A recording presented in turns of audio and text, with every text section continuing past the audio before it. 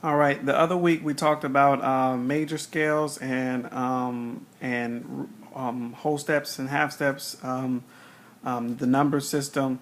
So what we're going to do is we're not really going to talk too much about letters now. We're not going to say A, C, or D, and stuff like that, unless we're talking about the key. Okay. We're just going to talk about numbers. Okay. So this week we're going to talk about chords. The chords to any song that you have to play, and what a chord is just more than one key pressed at a time. So your chord would be more than one key pressed, at a time. So these are chords. So the way you get your major chords, I'm going to explain some major chords, and then we'll talk about variations and stuff like that. Okay. So your major chord is considered 1, 3, and 5. Okay. I'm gonna do this like this: 1, 3, and 5. Okay, remember we're talking about numbers, right? So root, whole step, half step, whole step, whole step, whole step, half step. So you got 1, 2, 3, 4, 5, 6, 7, 8. Okay, we're in the key of C, two black keys, C.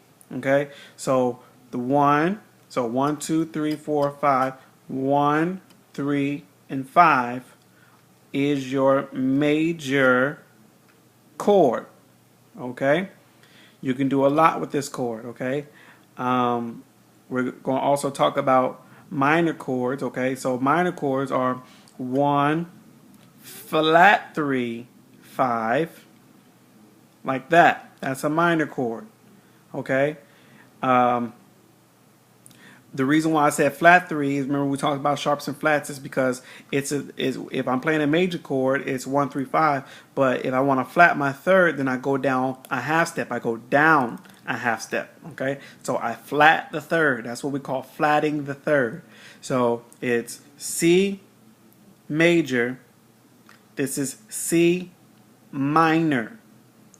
Okay, that's a minor. Then you have your dominant 7 chord, which is like this, is 1, 3, 5, flat 7. Okay, why you say flat 7? Because 1, 2, 3, 4, 5, 6, 7, and I'm pressing this one, so this is 7, flat 7. Okay, 1, 3, 5, flat 7. That is your dominant 7th chord. Okay, then you have and when it comes to dominant 7 chords, I usually like to play them like this, and I play my my C, that's usually right here. I play it in the bass down here with my left hand. But just to give you if you wanted to play it like this, you could, but I like to shorten it up like that. Okay, so flat 7 is right here. 7. This is the 7. This is the 1, and this is the 7, or 8, 7. However you want to see it. 5, 6, 7, whatever. This is a flat 7th. Okay, that's the 3. That's the 5. Okay, so you got your flat 7th. You got the 3. So we got the major. You have your minor, and you have your dominant 7th. Then you have your minor dominant 7, which is 1, flat 3, 5, flat 7. Okay?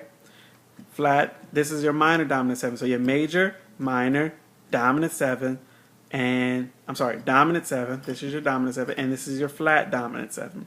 These 4 chords will do a whole lot for you when you first beginning how to learn the keyboard. They will do a whole lot for you.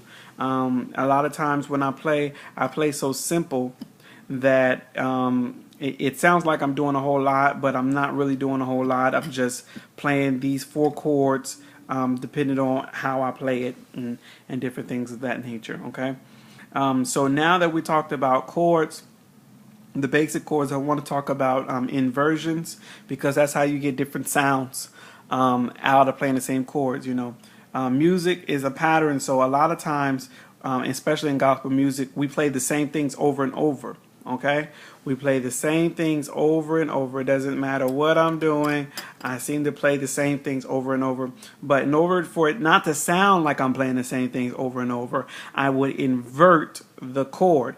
Inverting means is that, okay, so if I have a 1 3 5 right here, 1 3 5, if I have that right here, I take the 1 from over here and put the 1 over here.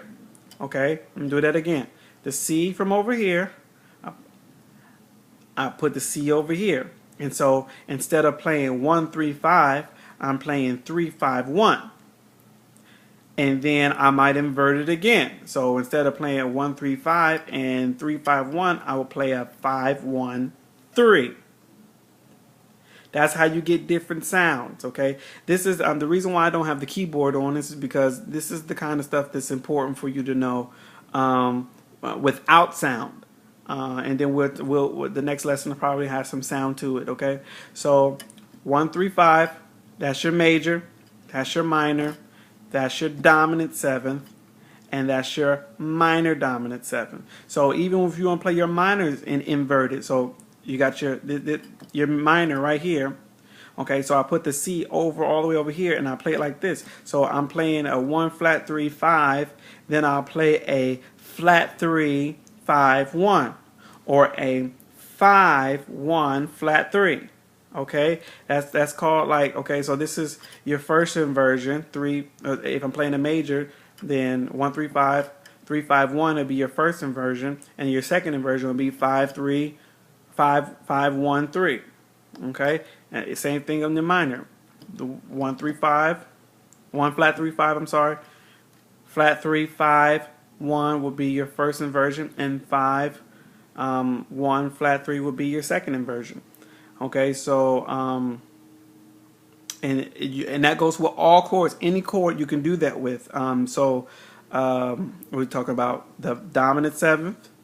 So if I wanted to take the C and put it at the top, then I could play 3 5 flat 7 1, and then I could switch it again, 5 flat 7 1 3. Okay, this gives you a whole lot of stuff to do when you're just playing one simple chord, okay, or one simple chord. Even with your minor dominant seventh, okay. I put the C from over here to over here, and it becomes flat 3 5 flat 7 1. Switch it again, 5 flat 7 1 flat 3. Like that. So there's a lot of things that you can do with that. I'm going to show you how to use it in the next video, but in this video you should really try to find every major chord, every minor chord, every dominant seventh chord, and every minor dominant seventh chord in every key. So if I'm in E, then the major of E is like this: 1 3 5 1 1 2 3 4 5. That's the major. So 1 3 5. So that would be, I'm flattening the third, so that'll be minor 3. So that'll be a E minor. And then if I want to add the dominant seventh, 1 3 5 dominant seventh, that's the dominant seventh chord. And if I want to add the minor dominant seventh, I'll just go like that, and that's the E minor dominant seventh. You have to know that how to do that in every key. All right. If you have a question about it, just call me, and then I'll explain to you a little better. Or when I see you at church, I'll show you a little better. All right. Learn how to play every chord in every key, just like you should have learned how to play every scale in every key. All right. Next time we'll try to do something with sound. But this week you have to concentrate on that. All right. Talk to you later. Peace.